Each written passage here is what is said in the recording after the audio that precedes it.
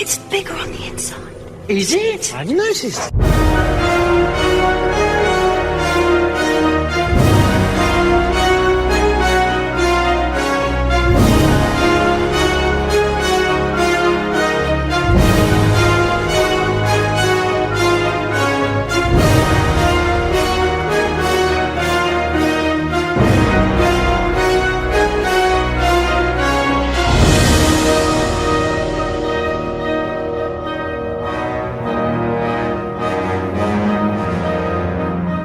Hello everybody, Nickname here and welcome to Bigger on the Inside, episode number 2. Yes, we finally got around to it, and as always, I'm joined with Ringo. Hello everybody, I'm Ringo, and we're talking more Doctor Who today. Alright. Yeah, because the title wasn't self-explanatory enough. Well, you know, people may have stumbled upon this like, no idea what they're listening to. Alright, so what are we talking about today? We've got some good stuff planned. We do.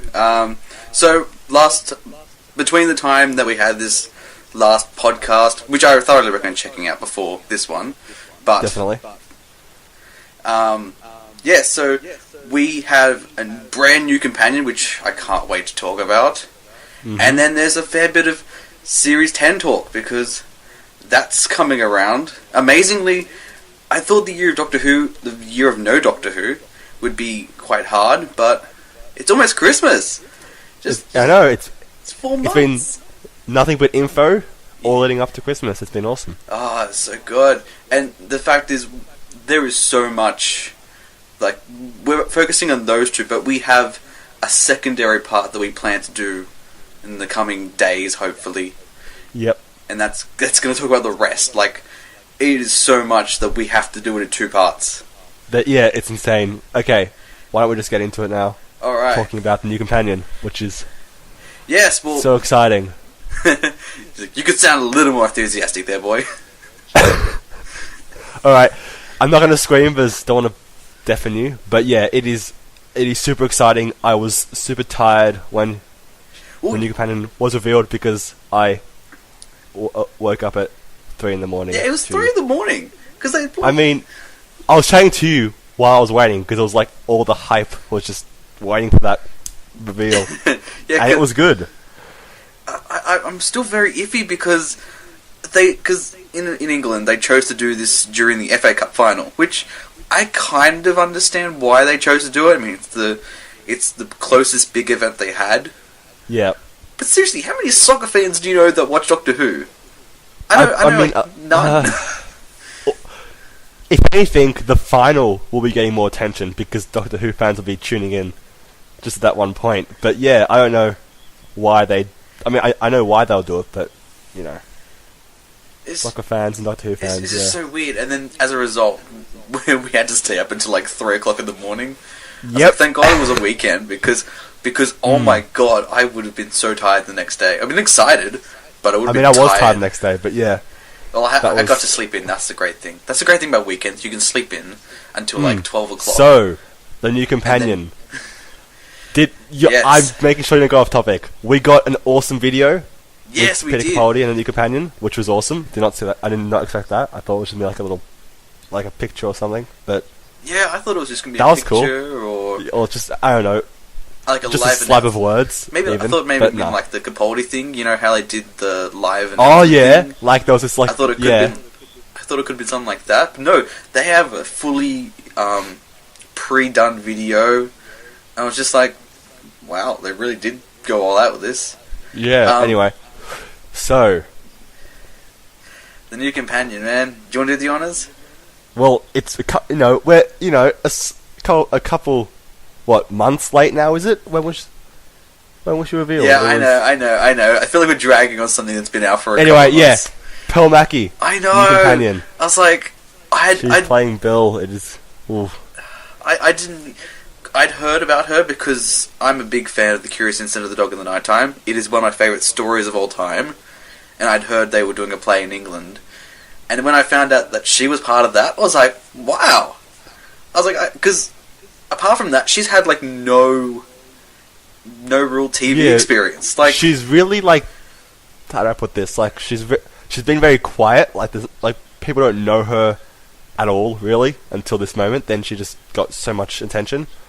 So she's sort of been just, hiding in the words. Yeah, well, I feel like that's... That's good, though. That's a good thing. If we get some people who've never heard of before, with hidden talent, it's great. And this is hopefully what she's going to be in the show in season 10. Well, by the way, she looks awesome. Like, she's got a that good video, fashion sense. and that video also, Donna and Ace combined, really, is what I'm getting a vibe from. Ace and Donna, it's good. totally. Two of my favorite companions. It's like, how can I not like her? She seems awesome. And I'm looking forward to it. What do you think of her?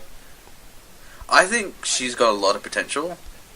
I think it was a nice little teaser we did get in the video that we did get, but I feel like that's nothing. I feel like her character will develop a bit more in the series.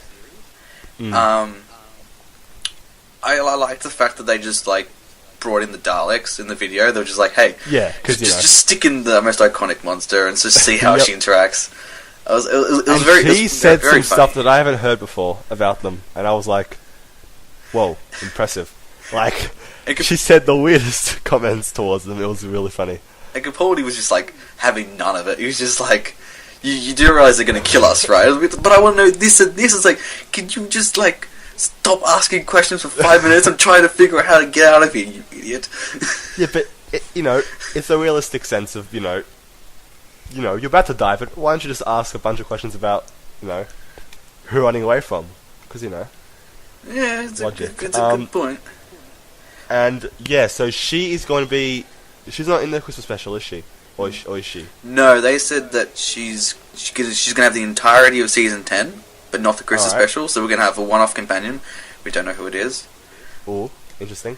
I think that's a good thing that they're not bringing her in the Christmas special. I feel like there's going to be too much of a gap between the Christmas special and then series 10 to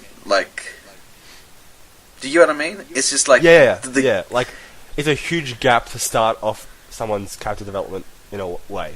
I get what you're trying to say. I feel like it kind of hurt Clara in a way because she technically started in the Christmas special. Yeah, she started. Yeah, she did too. Yeah. Clara. By the way, I was totally right about the companion's hair. Remember how you were asking me? It's like, what companion's hair? I was like, I'll probably... Oh, right, yeah. I'll probably even insert a clip, right now. I'll probably insert a clip right now, just, to show what I'm talking about. Now the important question. What hair colour do you think she'll have? This is the important one. Ooh, good question. Brunette. I'm gonna say she's brunette. I don't think she'll be blonde. I don't think we should. And I don't revisit think the blonde hair. We've had two ginger companions. Two gingers, one blonde. Wait, one blonde? Yeah, one blonde. Brunette sounds good. Rose. Or maybe very dark brown. I think brunette's the safe choice. It is. But brunette. I asked a question and you answered it, and you answered correctly, which was okay, fair enough. I wasn't expecting a blonde. A blonde. Been there, done that. Yeah. Alright, so I think we've covered all bases. I think we're both pretty happy with the reveal. And yeah, I think I can't wait to see how... I'm hyped, yeah. So we may as well just go straight into Series 10 then. Oh, yes. The Series 10 hype. Alright. Yes. So, what have we got? Well, Radio Times. I love Radio Times. They're very informative in regards to Doctor Who. But they gave some teasers in regards to Series 10. So the first thing they said is that it'll be a very action-packed season, and that there is going to be a lot of space exploration. So That's exciting. Yeah, I'm just good. Because one thing I didn't like about the RTD era, I mean, there were a couple of things that I didn't like about it, but one of the main things I didn't like was the fact that it was so London-based. This is a time-traveling alien that can go anywhere in space and time, yet he always somehow comes back to London. People are watching it, and they're questioning its, complexity. If as you said, he can travel all around space, all around time, and he's just sitting comfortably in London. No real explanation, but it's just it was definitely an issue. Yeah, but I like the fact that they're like, no, we are definitely going to go all out. And it's exciting because it is also Stephen Moffat's last season, so going all out is definitely I would like to see maybe another Gallifrey episode, because one thing I'll say about Hellbent, I didn't dislike the fact that they went away from Gallifrey, if they actually do something later on with it. Yes, like it's not something that you can just hide under the rug. It's something that's it's this really grand reveal. It's something that is important to the Doctor, so they can't just Gallifrey's back. Hide it. Yeah, that's he's going to have to revisit it, definitely. Whether it's in this season or not, he's got to go back to it.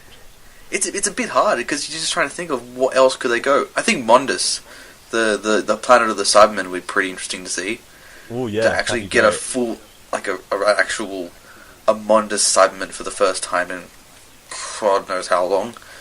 I don't think even the new series had Mondus Cybermen. I'm still up for an episode set in Raxacorica Fabratoris. Or maybe even Clom, because the twin planet Clom. Mate, you really want to go there? You really want to go there? I would prefer Raxacorica Fabratoris any day over Clom. Fair point, because let's face it, what happens on Raxacorica Fabratoris stays on Raxacorica Fabratoris. So, that was annoying to say. All right. It's the Vegas planet, according to you. Yeah, it is the best thing ever. So we do have some pictures of the first couple episodes of series 10 as well, which is exciting. Do tell. We got some stuff. So we have some stuff in Spain, which that's right. They're in Valencia, weren't they? Yes, they were. With Matt Lucas, he is confirmed returning to the season to series 10, which is that sounds exciting. You sound excited. I'm not annoyed at the fact that they brought Matt Lucas back. I think Matt Lucas is a fine actor, but I feel like he's one of those guys where you can enjoy a little bit, but when you see him more and more, you're just like, just get him off the screen. Like, I thought he was perfectly fine as Nardole in the Husband's River Song, but I just don't get what they could possibly do for his character. I mean, he got beheaded and stuck on a giant robot. Spoilers, by the way. If you seriously haven't seen the Christmas special, go watch this Christmas special. So good. It is very funny and very. You just summed it up in like a couple words, but yeah. Very funny and very heartwarming. But yeah, and then in the photos that we've seen, he's got his body back. I'm like, how does that work? It's that there's going to be some explaining involved, but what we do have is for the first episode, there was a video from Pearl Mackie, series 10 started filming. You can check it out on YouTube, where she is in Cardiff and it's snowing, and we see the location that they are at is St. Luke's University, Bristol, and people are saying, "That's right, they're in Bristol." Yeah, yes, I remember that. Looks like Bill comes from Bristol. Interesting stuff there, but. That's the first episode. Yeah, I think it's the first time in a while that the companion's not in Cardiff, not in London. Yep, it's a start. And then we got the Doctor in the top hat, and oh my god, I sent you that picture, by the way. You did, and yes, and I loved that. That was so. That's I don't know which episode that is actually, but it's snowing. He's in a top hat, and that's really cool because I'm getting this whole vibe of the Vastra, Jenny Strax time and all that, and those episodes are great. I had that vibe too, but I'm just like, how's that? Well, I suppose you probably could do it. I mean, they are aware that the Doctor regenerated, because for a second there, I totally forgot Deep Breath happened for a second there, which is a shame because I saw it in cinemas. I'd love to hear Strax comment on Bill, just the way he comments on Clara. Just let's start to Bill, but that was hilarious. Yeah, I kind of loved I think Strax is one of those characters where you're like, he is very funny, but at the same time you're kind of pissing off the Centauran race in the process. Because you're just like, the Centaurans are this really like warlike, I'm gonna kill you until you kill me type mentality. You know? Yep, exactly right. Just never say die, but it's just Strax is an idiot. Can we just acknowledge that Strax is a total idiot? He's a lovable idiot. He is a lovable idiot. Yes, he is. We'll meet halfway. He's a lovable idiot. All right. Yes. Series 10. Another thing that mostly be one-parters with only a few two-parters, as opposed to last season with only one-parter. Well, what do we think of that? Well, I suppose you could say there was two one-parters. It depends. Would you regard Face the Raven as a one-parter or a three-parter? Ooh. Yeah. I'd say, yeah, you're right. I actually regard that as a one-parter as well. Yeah, Sleep No More, I'm really iffy about that. Like, I'd go as far as to not count it as an episode in the season. But anyway, forget I said that. Let's just carry on. So, we're returning to mainly one-parters. What do you think of that? I like the idea, as long as they don't do the Series 7 mentality of, like, everything has to be a standalone special. Because Series 7 was my first season, and I acknowledge it was solid, but there were times where it felt rushed because it was all one-parter. Like, yep. The Power of 3 is probably the obvious one in this case, where it's just like, it stops. Like, it's just this really cheap ending. And even Sleep and More, I can probably say that's a really good example of how a one-parter doesn't necessarily always work. Because, oh my god, what the hell was that ending of Sleep No More? There was no ending. Well, Mark Gatiss confirmed that he's going to write up a sequel for that episode. Yeah. Either in season 10 or 11. So, get excited for that one. Yay. As long as it needs to rectify why the first one ended as stupidly as it did. Yeah, because it's definitely... Don't get me wrong, I thought Sleep No More was pretty solid for the first 40 or so minutes. I thought, I was like, okay, yeah, I can get behind the camera in the dust, I can get behind that, and the idea that the sleep causes the dust to not kill you. I don't know. It's hard to describe the dust creature. Yeah, it's a sleep in your eyes. That's as blatant as I'm just gonna go that far. I give the episode too much hate because it came out the day before my birthday, and I was so excited.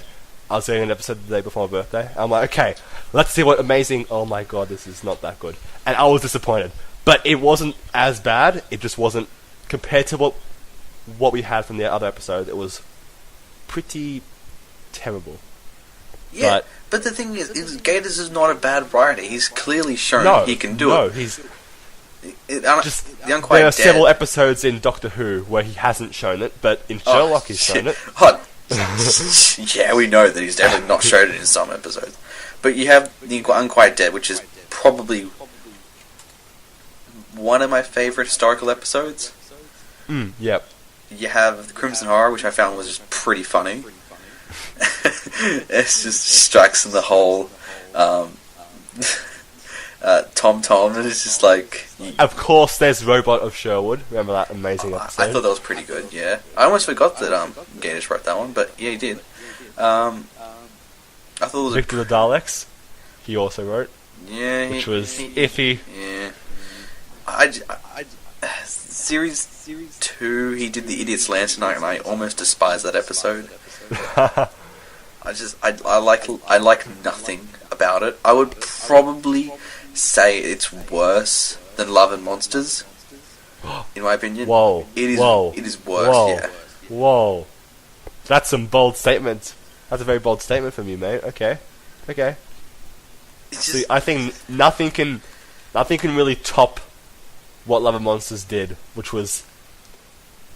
I don't know. I don't know what it did. It didn't really do anything. It just gave us this really silly, not silly as in good silly, as in silly as in bad silly. I don't want to go over Love and Monsters again. Well, but I'm going to explain one reason why I don't hate Love and Monsters as much as most people do. I kind of like the idea of this group of people investigating the Doctor. Oh yeah, Like the impact on their lives, and it just that was a good part of it because it's realistic. But then there's the yeah. That's I'm talking about like the first half. The first half is pretty solid of Love and Monsters. It's only the part where Victor Kennedy becomes the Absorbaloff, where you're just like, they're not trying well. They're just not trying. You can clearly see they're not trying. But yeah, and there's nothing wrong with a bit of ELO. I love ELO. They're one of my favourite 80s bands of all time. You know what ELO is, right? Yes. Because you went quiet there. I'm just like, please tell me you know what that is. Yes, I do. Look, maybe we should just stray away from that episode just so we don't have to make people angry like me. Okay, back on track with the one-part or two-part thing. Yes. All I'm wanting from this season, I don't care what part there are, we need a better arc than Season 9. Because this whole hybrid thing in Season 9, I'm like, oh, right, yeah, that thing. That was really weak. Like, if we don't... We better get something better in Season 10, because I felt that the hybrid thing was very weak. Yeah, I've completely forgot about that one. One thing RTG does very well is his arcs. Like, even the stupider one, well, it's not stupid, but the one in Series 4, where it was like the bees are disappearing, and then that was smart, but yeah, I like that one. The missing planets in the episode, it's like, it's not bad. It's a nice touch. And Moffat's clearly shown he can do a good story arc. Oh, definitely. With the crack in the wall, and even the silence arc. I didn't totally mind the silence arc. I quite liked it. The silence arc I liked. The Pandorica arc I liked. So, goes to show that he can do it. Hopefully, he does it well in Season 10, which leads us to what exactly he is inputting into Season 10, which is only 4 episodes. Yes. So he's doing the first episode of Season 10 and the final 3. What do we think about that? I'm not surprised. And I'm assuming the final 3, it's going to be probably a 2-parter at the very end, and then it's going to be the Christmas special, the 2017 Christmas special. Which is the same year Sherlock's coming out. Sorry, I have to mention that at least once. At least once. It's all good. Early 2017. We are getting it. Okay, I'm straying away from that now. No, it's okay. I can totally get it. Like, the Vulnerable Bride was on last night. We can understand the hype. I actually was so happy that wasn't a bad episode, because people have been waiting a while to watch that. Well, this is the stupid thing, okay? And any person that's listening to this outside of Australia, we have a channel called Channel 9. And they have the rights to Sherlock. Now, The Abominable Bride came out in January. They decided to firstly premiere it on their own streaming service, which you have to pay $10 a month for. Which you can get a free thing for, like I did, just to watch it. Yeah, but still. They decided to air it on free-to-air TV last night, in August. That is the 14th of August, 2016. 8 months after it came out everywhere else in the world. And they are the worst when it comes to Sherlock. They are absolutely terrible, yep. Oh my god, the amount of times where I'm just like, will you just air it simultaneously? Like ABC, I love ABC, they at least respect Doctor Who. And now this is a good tie-in, back to where we're getting from. Yes? Yeah, they simulcast the episode. They used to, for Series 8, they did it so we got to watch it at the same time as England. However, I remember going to watch the first episode of Series 8, Deep Breath. I remember that. Yes. And I was so happy that ABC did that. However, then the problem with Doctor Who Series 9, and I hope they rectify this in Series 10, is the fact that the times were so inconsistent that it was impossible to get a proper schedule, so they were just like, no, we're just going to put it on iView instead. and that, yeah. I didn't mind the fact it was on iView, because it's at least a decent service. Yeah.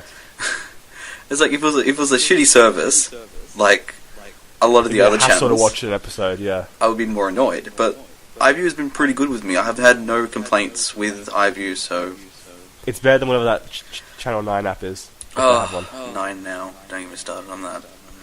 Okay, let's shift back into what we got about Moffat.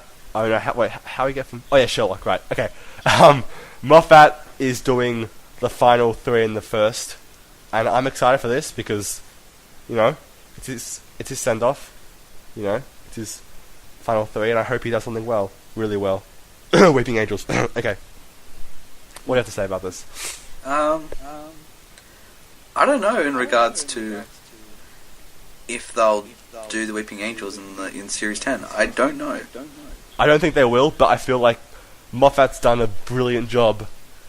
He has created one of the most iconic villains in the entire show, and I feel like, you know, that's like, I don't know, it's a real achievement. I feel like they need to have some sort of return with Capaldi because, you know, yeah, case closed.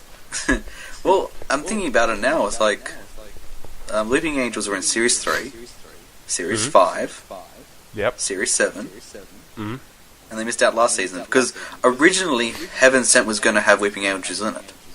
That was going to be the monster. Was it? Yeah. Oh, wow. Well, you know, I'm happy with Angels in a haunted house. That was the whole concept, and they were like, "No, we'll just that would have been horrifying." But I'm still happy with what they actually ended up doing with Heaven Sent because that was a brilliant episode. Oh, as soon as I finished it, I watched it again. I was like, "This is just so good. I got to absorb it twice."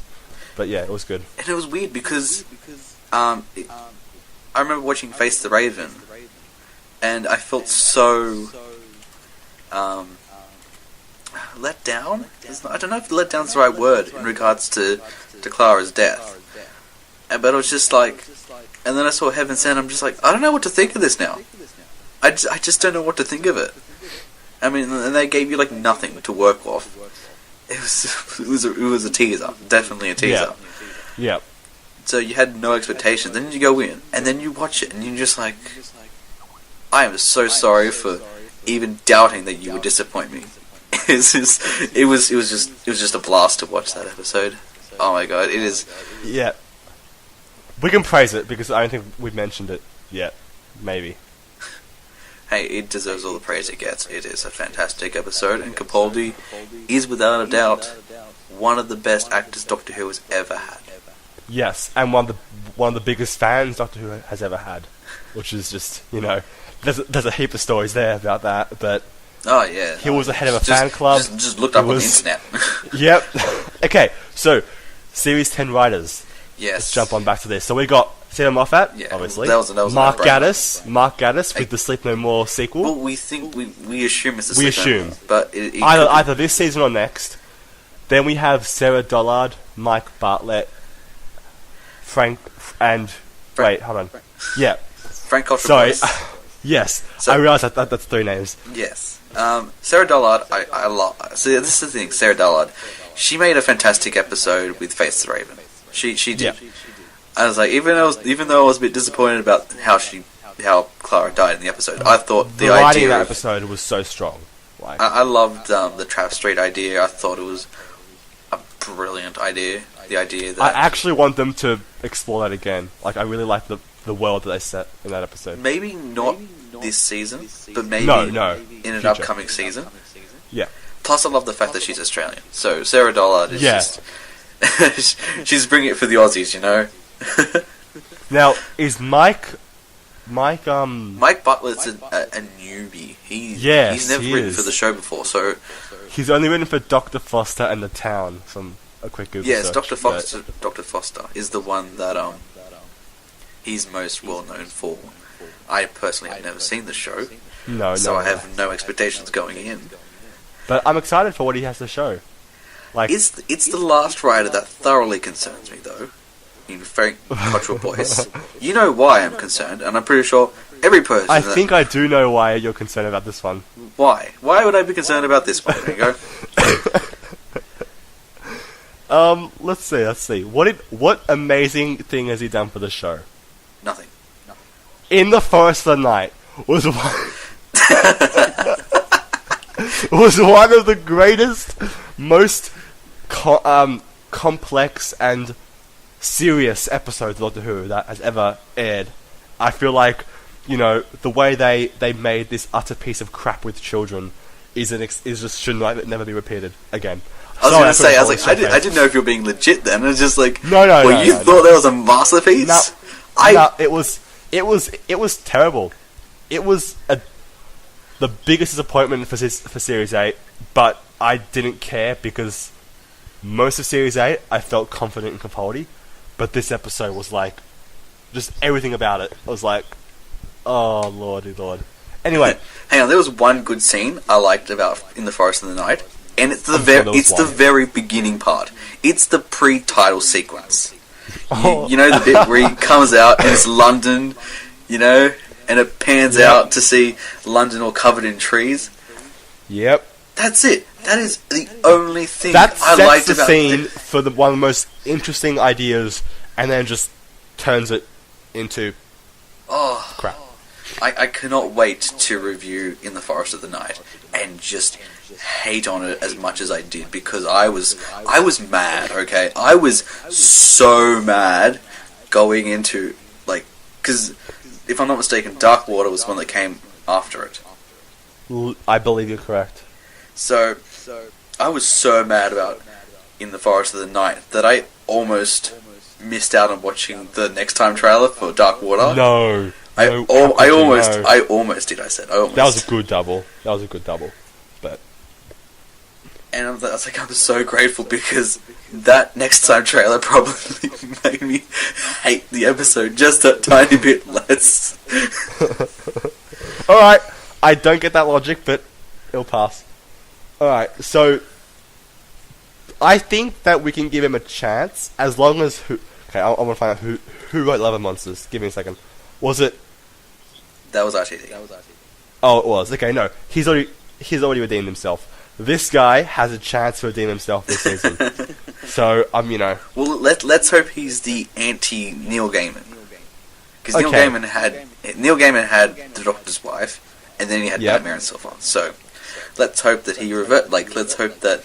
Yeah, he's like... Frank. I'm going to call him Frank. We'll just call him Frank. Hey, Frank. Okay, Frank, what a shit... I mean, okay, yeah.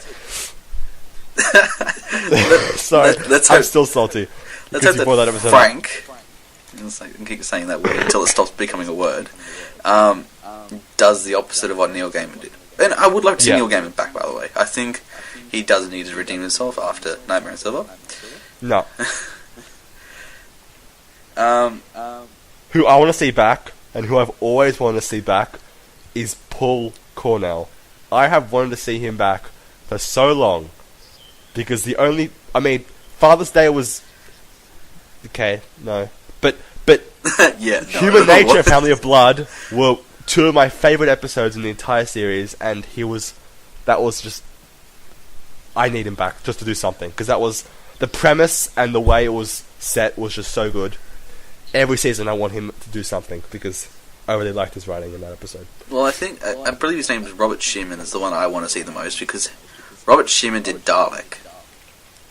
Oh, that was a good... And he hasn't done anything since, if I'm not mistaken. See, I don't know why, because I like that one. I think that was a really...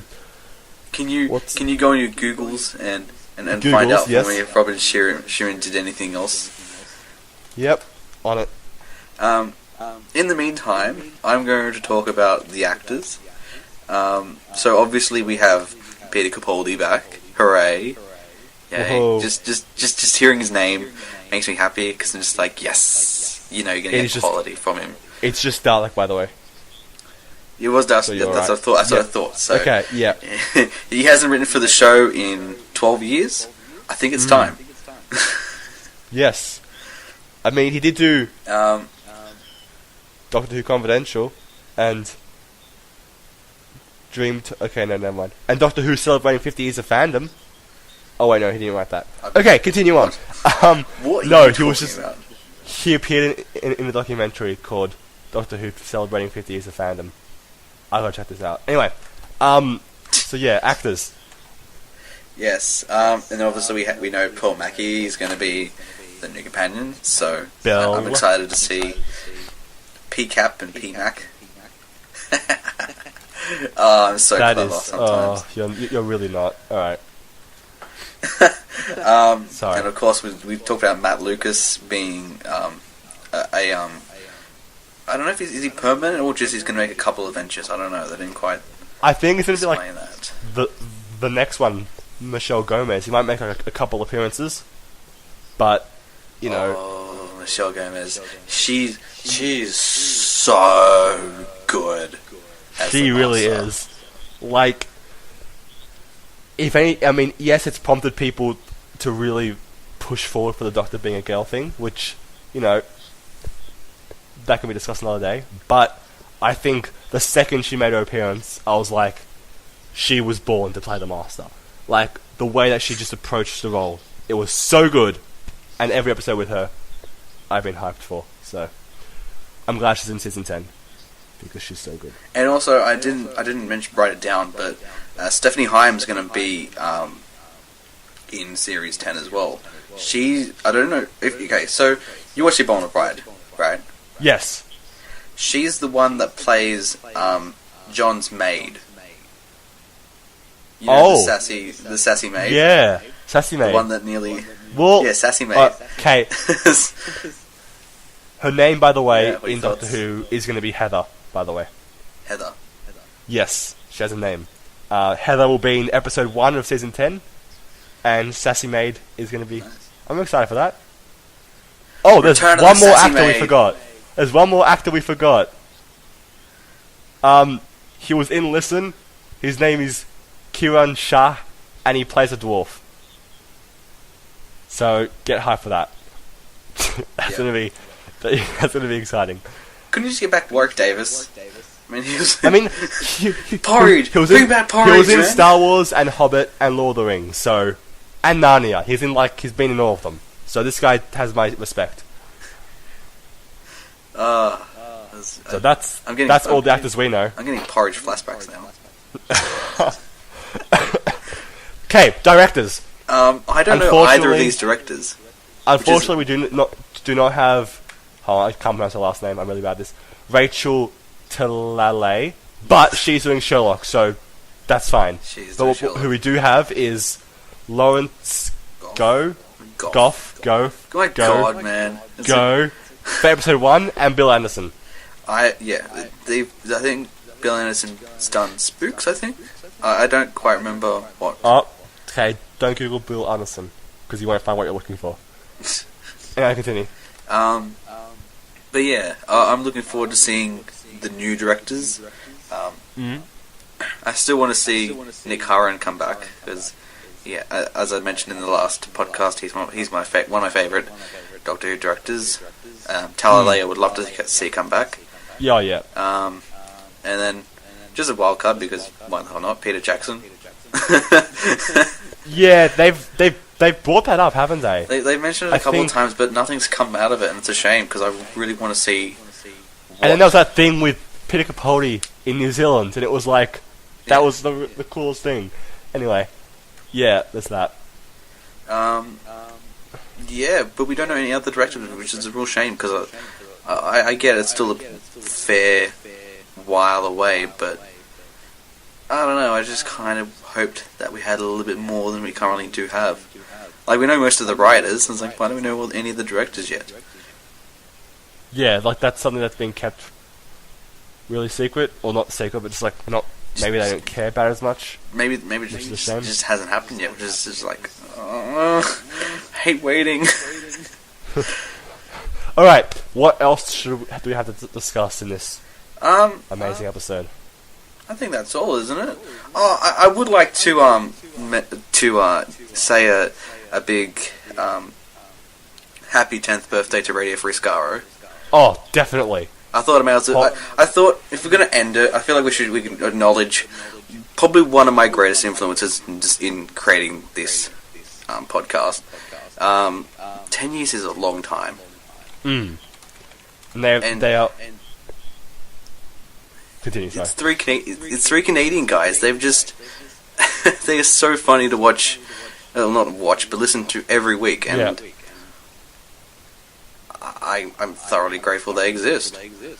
Because they've influenced so many people, including us, to create content just generally, whether it's podcasts or not. They've really influenced that, and it's good. Yeah. This ended far sooner than I thought it would have, but Well, hey, it's okay. We've got another part coming up really soon, and it's good because my camera is about to die. all right, okay. So, Yeah. Any parting words? Next part we will discuss some really cool things that I want to keep a secret because there's stuff there. Thank you for listening to this short part 1, and I'm going to press stop recording. Thank you so much. Thank you so much for listening. Please enjoy the second part when we do eventually decide to do it. Nickname There's out. some cool stuff planned. Ringo out.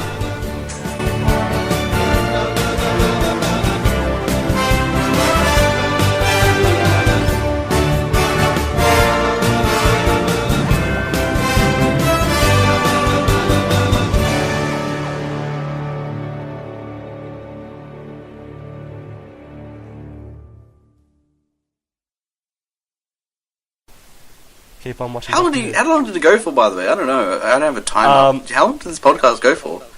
About 40 minutes. That's not too bad. I thought it was. No. I thought it was going to go. That's pretty decent time, you know. Yeah. No parting words from you? No. Why don't you just cut it out from when we went to Radio 3 and then just add in...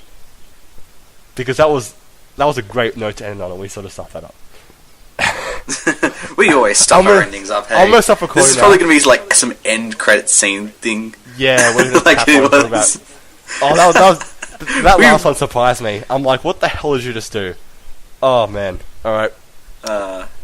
We ramble on too much. I Anyway. still have an hour. Damn it. Alright.